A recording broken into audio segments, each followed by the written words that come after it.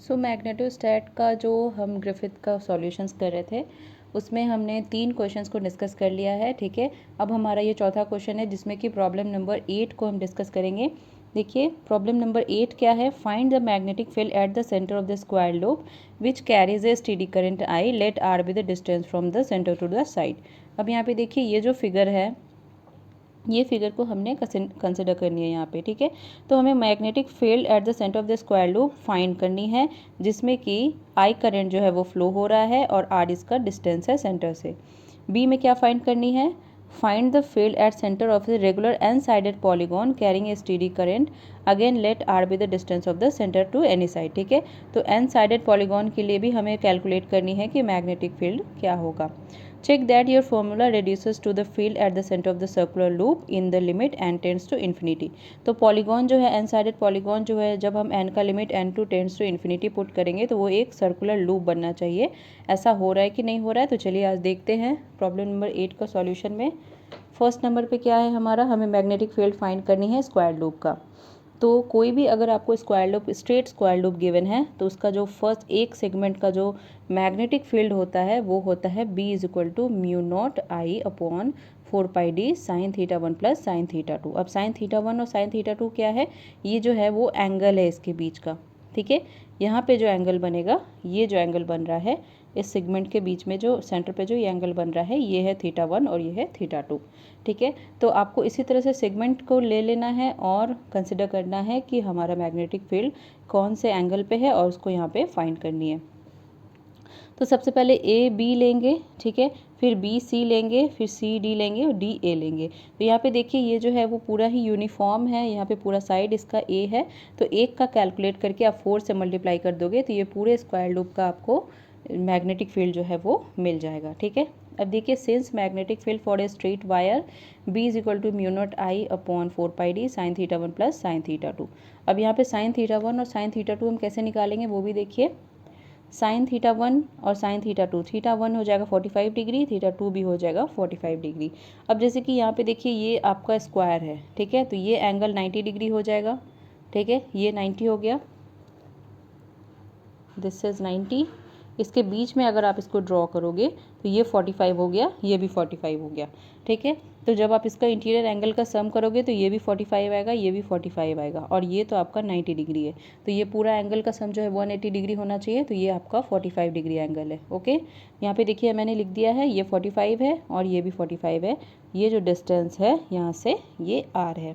Okay, तो यहाँ पे आप थीटा 1 और थीटा 2 का वैल्यू पुट करोगे, this is B1। A B segment के लिए ले रहे हैं mu naught I upon 4πd या फिर 4πr, यहाँ पे डी भी ले सकते हो आप, आर भी ले सकते हो। ये हो गया sine 45 degree plus sine 45 degree. अब वैल्यू पुट कर दीजिए इसका यहाँ पे। ठीक है, so B1 is equal to mu naught I upon 4πd, ये हो गया 2 अपॉन √2 और ये वैल्यू आपको मिल गया B1 is equal to mu naught I upon 2√2πd। ठीक है, अब नेट मैग्नेटिक फील्ड हमें निकालनी है स्क्वायर लूप में, तो हम यहाँ पे क्या करेंगे 4 से मल्टीप्लाई कर देंगे। हमारा जो है ये पूरा यूनिफॉर्म है, स्क्वायर लूप है, इसीलिए 4 से मल्टीप्लाई करने पे हमें नेट मैग्नेटिक फील्ड मिल जाएगा। सो इस क्वांटिटी को आपको 4 से मल्टीप्लाई करनी है। देखिए मैंने यहाँ पे किया है 4 into mu naught I upon 2√2πd। इसको जब आप सॉल्व करोगे तो आपको मिलेगा b is equal to mu naught I √2 upon πd। ये आपका मिल गया magnetic field due to the square loop of current carrying I. ठीक है, यहाँ पे इसको आई लिख दीजिए, ये आई करंट है, तो ये आपको मिल गया ए नंबर में। ठीक है, अब चलिए बी नंबर में हमें क्या फाइंड करना था वो भी देखते हैं। पॉलीगॉन लेना था हमें, तो जैसा कि हम लोग जानते हैं कि total angle at the centre due to N sided क्या होता है 2π। अब यहाँ पे देखिए ये अगर इस तरह से बना हुआ है, पूरा एंगल जब घूमेगा तो ये 2π हो जाएगा। ठीक है, 2π होता है पूरा एन साइडेड के लिए। So total angle at the centre of one side, एक साइड के लिए अगर हम ले रहे हैं, देखिए ये एक साइड मैंने यहाँ पे कंसिडर किया है, तो जब आप एक साइड के लिए लोगे तो ये होगा 2π अपॉन n। तो ये 2π अपॉन n, ये बीच से अगर आप ड्रॉ करोगे तो ये पाई अपॉन n हो जाएगा, ये भी पाई अपॉन n हो जाएगा, ये दोनों को प्लस करने पे 2π upon n। So theta 1 is equal to theta 2 is equal to pi upon n, ये वैल्यूज़ आपको मिलेगा। ठीक है, तो हमें थीटा 1 और थीटा 2 ही फाइंड करनी थी मैग्नेटिक फील्ड फाइंड करने के लिए। तो मैग्नेटिक फील्ड के लिए क्या हो जाएगा, यहाँ पे देखिए magnetic field due to one side, एक साइड के लिए निकालेंगे, उसके बाद फिर हम एन साइडेड के लिए देखेंगे। तो B is equal to mu naught I upon 4 pi R theta pi upon N plus theta pi upon N. ये कैसे आया देखिए, एन साइडेड पॉलीगॉन के लिए हमें निकालना था तो मैंने यहाँ पे एक साइड को कंसिडर किया है। पूरा एन साइडेड के लिए 2 पाई होता है और वन साइड के लिए यहाँ पे 2 पाई अपॉन एन हो जाएगा, जो एन का वैल्यू आप कोई भी यहाँ पे पुट कर सकते हो। ठीक है, जितना साइड है वो आप यहाँ पे पुट कर सकते हो। तो यहाँ पे मैंने 1 लिया है। देखिए magnetic field of one side, तो यहाँ पे कुछ इस तरह से आपको वैल्यूज़ मिलेगा। So for one side V1 is equal to mu naught I upon 2 pi R, इसको प्लस हो गया sine pi upon N. So now net magnetic field B is equal to mu naught N I upon 2 pi R sine pi upon N. ये magnetic field आपको मिल गया for an sided polygon. ठीक है, देखिए क्या क्वेश्चन था आपका, साइड था, हाँ। तो magnetic field at centre of a regular N sided polygon carrying steady current, तो एन साइडेड पॉलीगॉन के लिए हमें मैग्नेटिक फील्ड मिल गया। नेक्स्ट हमें क्या पूछ रहा है, check your formula reduces to the field at the centre of the circular loop. तो n tends to infinity put करिए। यहाँ पे देखिए अगर आप एग्जाम्पल के तौर पे देखोगे एन इज इक्वल टू 6, जिसका कि हेक्सागोन होता है, 6 साइड जो है वो हेक्सागोन में होता है, तो यहाँ पे कितना हो जाएगा, then R is equal to √3/2a। R का वैल्यू जो होता है, डिस्टेंस जो होता है आर का, वो √3/2a होता है हेक्सागोन में। तो यहाँ पे आपको वैल्यूज पुट करनी है। एन इज इक्वल टू यहाँ पे 6 आ गया। ठीक है, पाई अपॉन एन था तो एन के बदले यहाँ पे 6 आ गया। और आप देखोगे कि मैग्नेटिक फील्ड जो आपको मिलेगा, this is B is equal to √3 mu naught I upon pi है। तो ये मैग्नेटिक फील्ड आपको मिल जाएगा।